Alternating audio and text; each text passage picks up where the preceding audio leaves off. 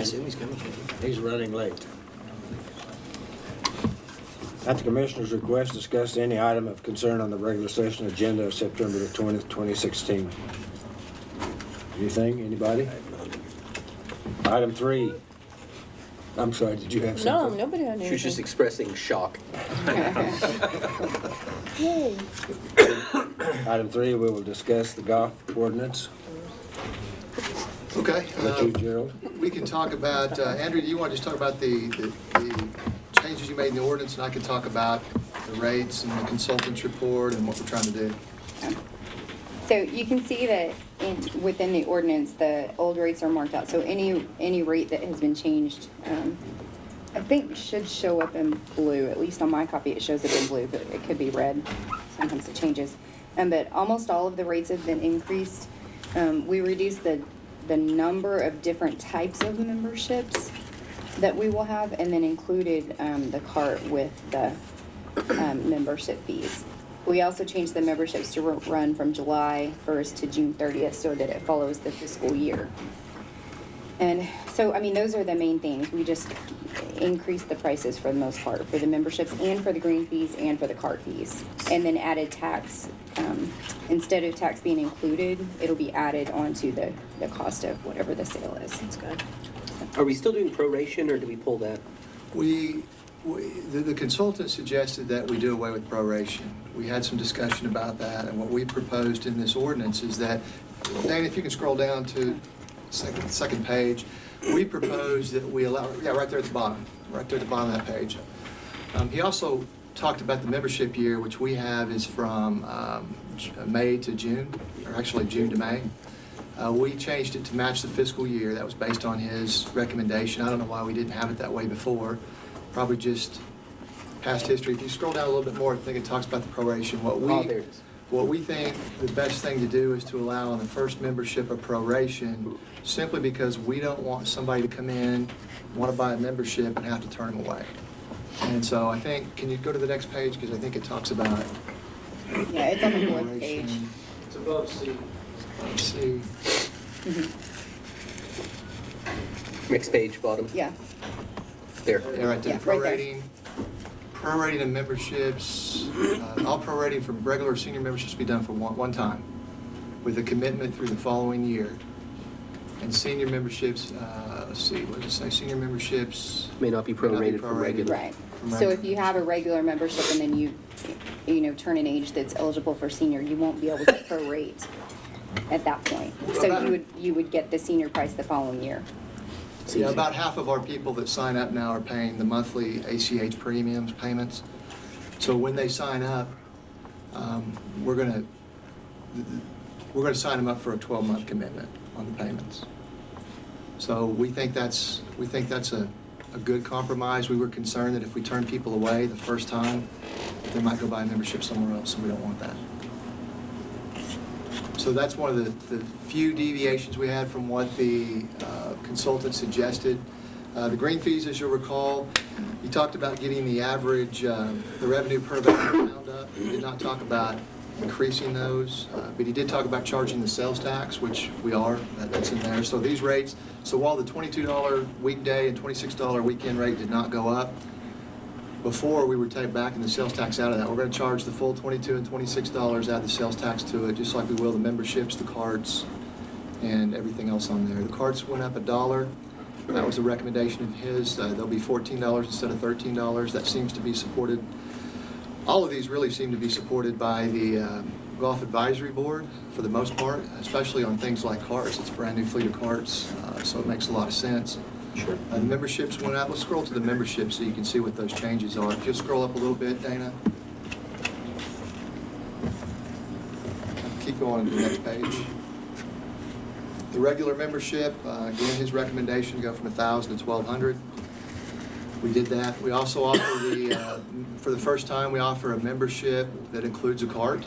Before, with a membership, you'd still have to pay your cart fee of $13. Now, you can, for $2,000, you can have the cart included. The rest of these fees, we did add the couple unlimited and a couple unlimited with cart. Again, those are based on recommendations from what he talked about and what the competition's doing. If you scroll down to senior memberships, those also went up a proportional amount, just in proportion to the regular memberships. Go on to the next page, Dana. We, on employee memberships, we felt like we needed to take, this is a significant increase there. We felt like we had to do it. It was one of the recommendations that employees, although I want them to have the benefit of the golf course, they still have to participate and help pay for it if they're going to buy a membership. There's a military membership we'd always offered 15% off. We've put that in there. And our military membership, we've updated there too. I know we're also talking, Cody's been out and talked to Major Castro at the base, Colonel, talking about what we can do to cooperate through your wonderful facility you have out there to not only sell memberships, but maybe to do some, share some facilities or things like that. So we just started the initial talks there. We'll see where that goes. I think that could help.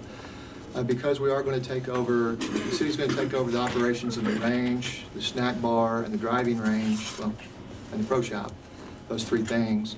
We went ahead and added the range-only membership on here, which is for folks that go out there and hit balls. We didn't have that in the ordinance before.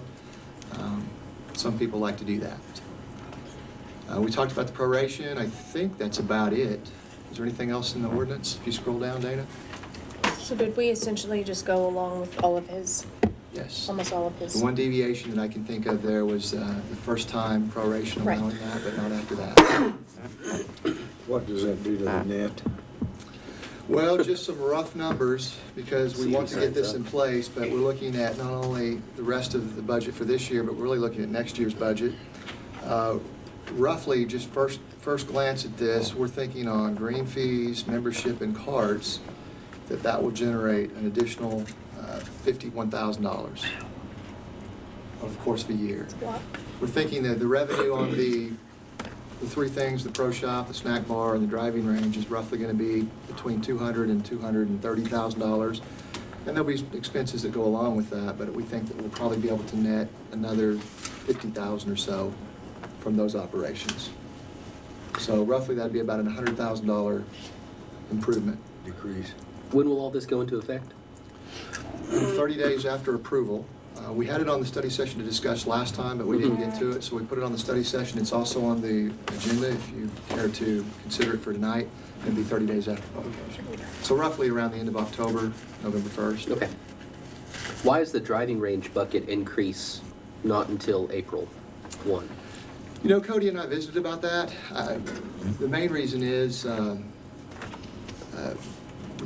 we think that after November 1st or so, there's not going to be a lot of activity, but there's no reason why we couldn't change that to... I'm just curious if there was some, some Yeah. facet of driving range that I don't know anything about. What we have right now is our current range membership goes from April to May, or April to March. So there are some current range memberships out there. There's not very many, about 10 or so. So to kind of stay in pace with everything, and also, as he said, November, December, January, and February, there's very little range activity when it's cold. Gotcha. So that's why we just said, kind of do it increase that also when the new range membership thing comes in. Just kind of keep a correlation with basically when season starts back up. So that's why. I mean, it's a recommendation. It can be done whenever, but if we raise it, you're not going to really see anything because there's not a whole lot of hitting going on in the winter. So, very little activity. It's basically an April to October. Gotcha. Why did we not charge sales tax before on that one item? I think it was a traditional item. We backed it out. We tried to have a whole dollar amount. And I don't know, Cody, you've been there for 8 or so years. It's been that way before you. Mr. Mayor, it's not only been here, it's all over. You typically, all over when you call and someone says, what's your green fee, they typically they've worked the tax into where it's an even number just to make it more convenient. Some courses are going away from that for this particular reason. This is what it is, and then add tax just like you go anywhere else. It's always been easier to say it's $41 instead of $41.28 or something, but there's some courses doing this as well. It was just easier to keep track of that way. It was just easier to tell somebody, but It's easier with plastic too. it is. But But like I said, it's something that, we're not the only courses doing this, so it's just one of those changes now, so. So we'll announce it when they call, what is the green fee? It's X amount plus tax, so they'll be aware. Good. And to go ahead and scroll down, I think that's all the significant changes. There's some 9-hole fees and things. Those are based on 60% of the 18-hole rate. And a few other miscellaneous things there at the bottom.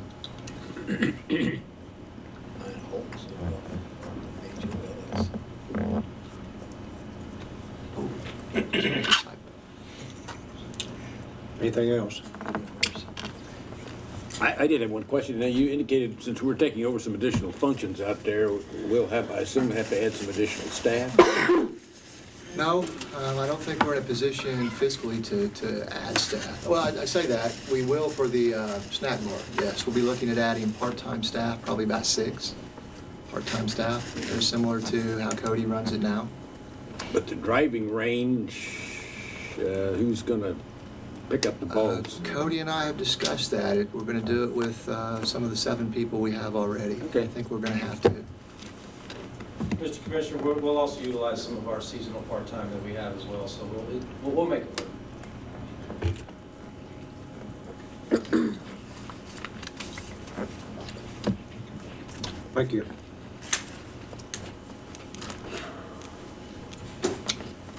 Item 4, discuss the sign ordinance. Okay. These are changes to the sign ordinance, or recommended changes to the sign ordinance, which only affect the downtown overlay district. So the request was brought to us by Commissioner Wilson, and then of course Main Street Enid, to allow some signs that are kind of more true to the age of downtown, but don't really fit into the sign ordinance as it was written before. So we added a definition for hanging sign.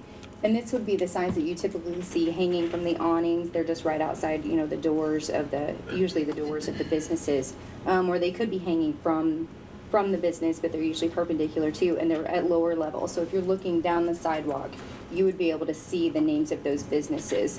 Whereas if you're walking down the sidewalk now, you kind of have to like go out to the parking, you know, and look and see where the business is. So anyway, it's definitely true to the history and true to the age of our downtown. And so we just added that definition, and then we went to the allowances that were allowed, or allowances by the zoning district. And so we specifically are only allowing these changes to the downtown overlay district. And the change would allow the signs that require, or that are required to be 8 feet above the sidewalk to come down to 7 feet. And I don't think that'll be an issue in the downtown area, because people aren't driving as much down the road trying to see. It's more pedestrians, and that's what we're trying to drive to, is to make the area pedestrian friendly. The buildings that are narrow also wouldn't be limited. They would be allowed to have the same size sign as a larger building, but not the size of sign. I'm sorry. It's how far it projects from the building. So 4 feet is allowed for larger buildings, and 4 feet would be allowed for the narrow buildings too. So the actual size of the sign is still regulated by the same as the others. And I think there was just one more thing, wasn't there, Tammy?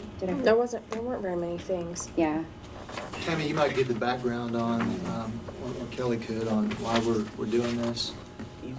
Well, it was really, I mean, it was a request by Main Street to try to keep with the historical look of downtown and try to keep it relevant to that and make it more pedestrian friendly. And am I leaving anything out? I think that's really the main goal, is to keep it historically accurate.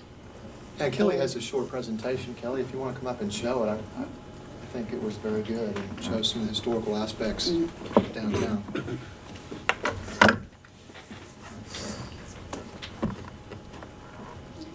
Thank you for letting me have a couple minutes to show you why we want to adjust the sign ordinance.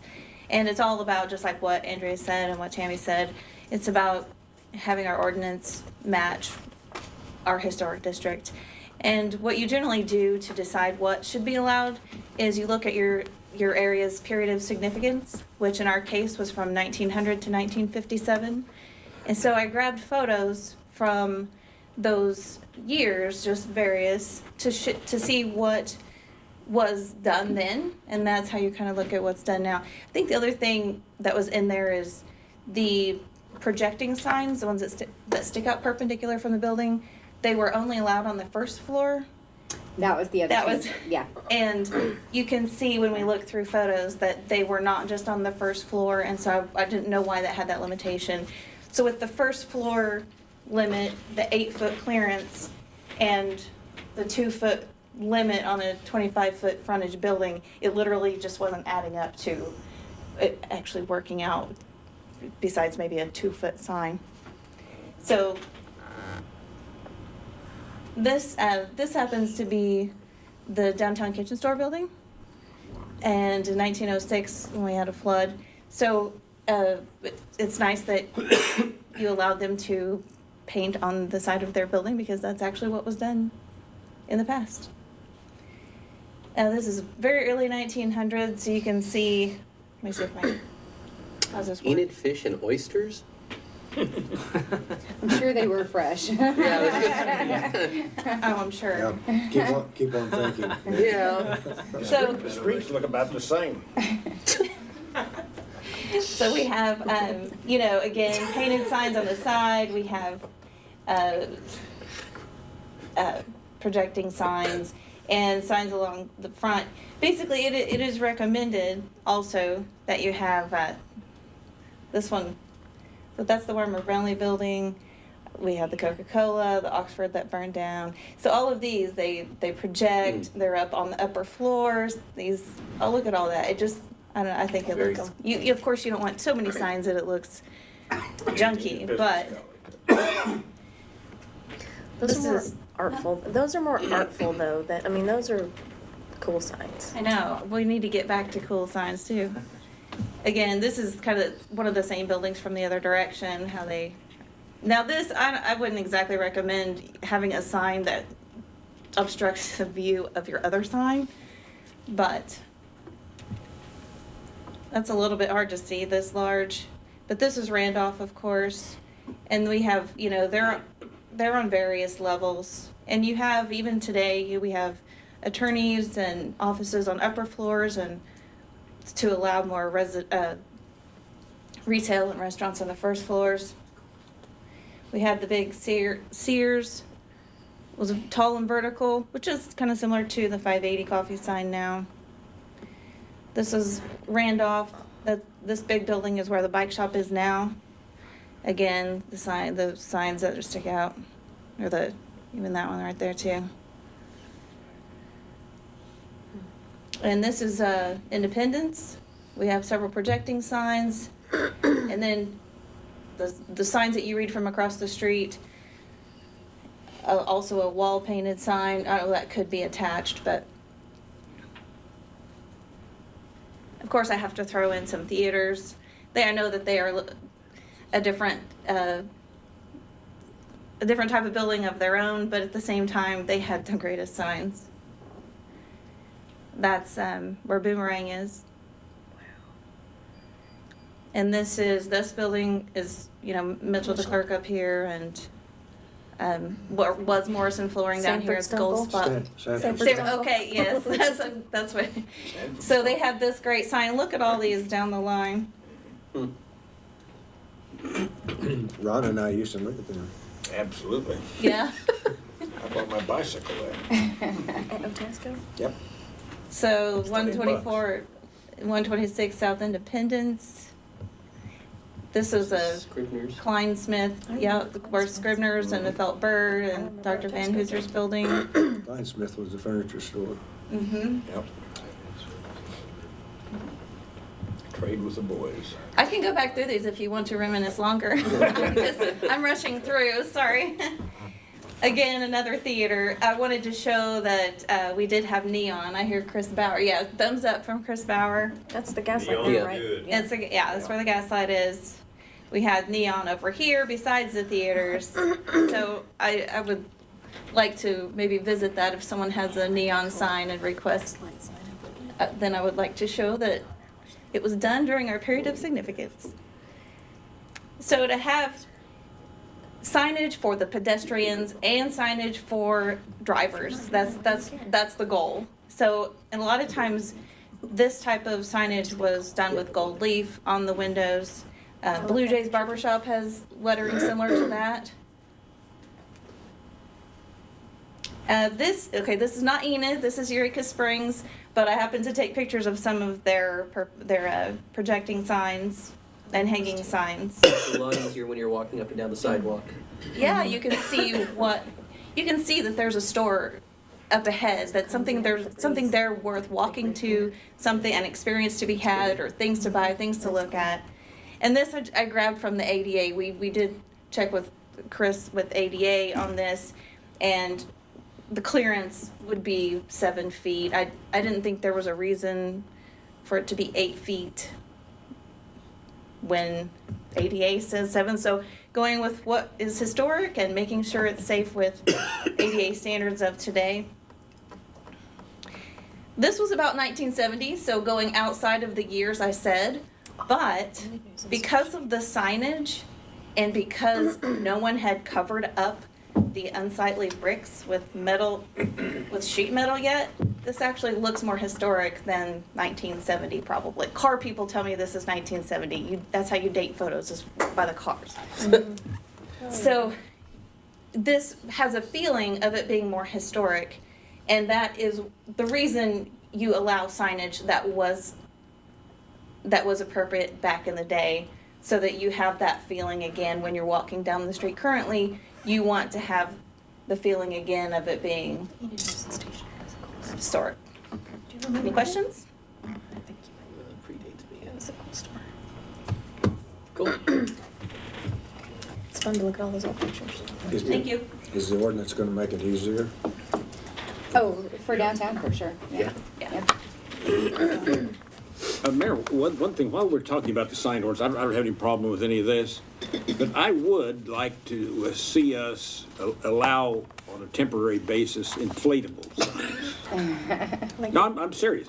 Your affection for that blue gorilla Well, baffles Blue me. Gorilla is a good example.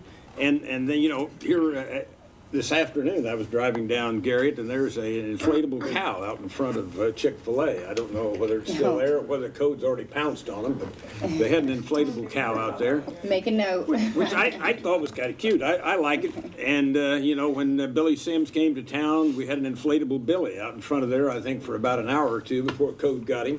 But anyway, I don't see any reason why we can't have those things there on a temporary basis.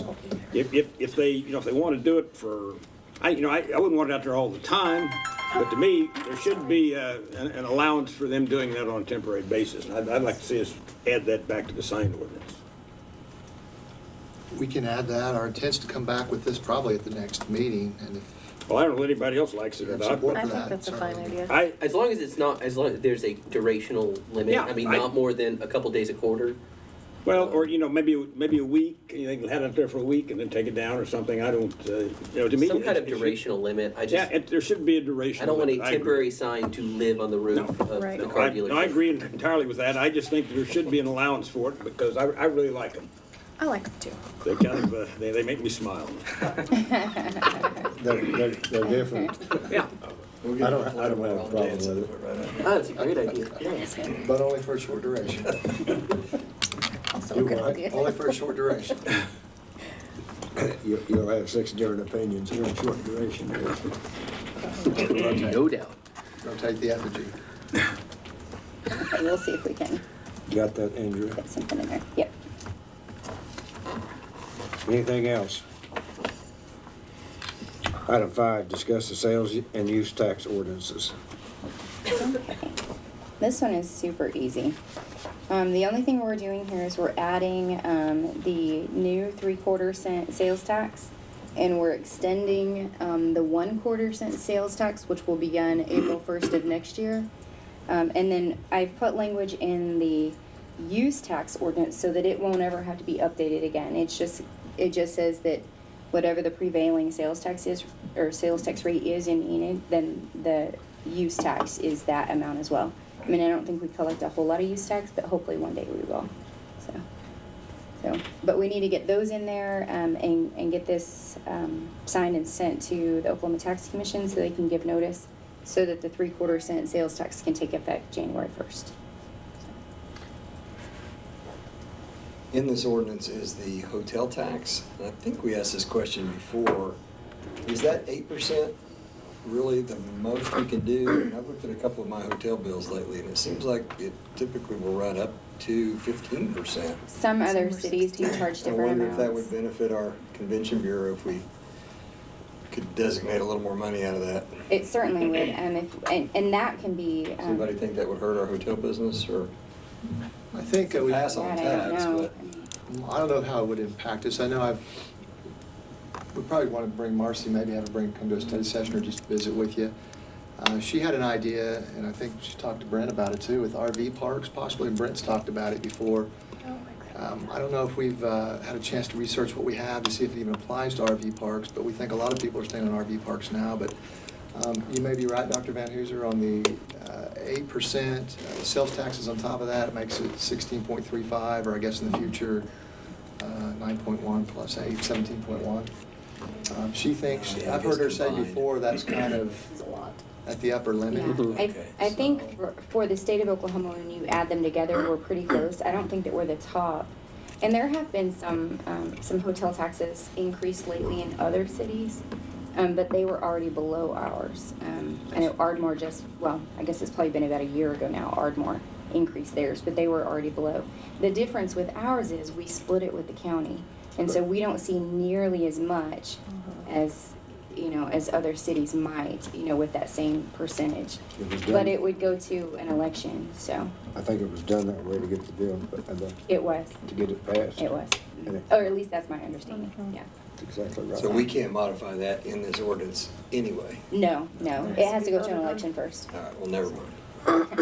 It's a good thought, but we do split it. Well, I hadn't really thought about the combined issue. Probably when you combine them, you're right, that makes sense for probably what I've seen. I know Marcy could use the extra funds, but. For Absolutely. sure. Well, even if we could just be done to reduce the transfer from the general fund, but, Right. oh well. Yeah. Well, if we're at the upper limit, then that's okay. Yeah, That's it. Anyone else? it was easy. If not, we will adjourn meet upstairs at 6:30. Wow. That was fast. Yeah.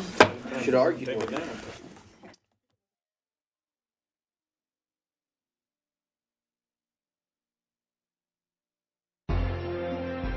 Thank you for joining us for the Enid City Commission study session.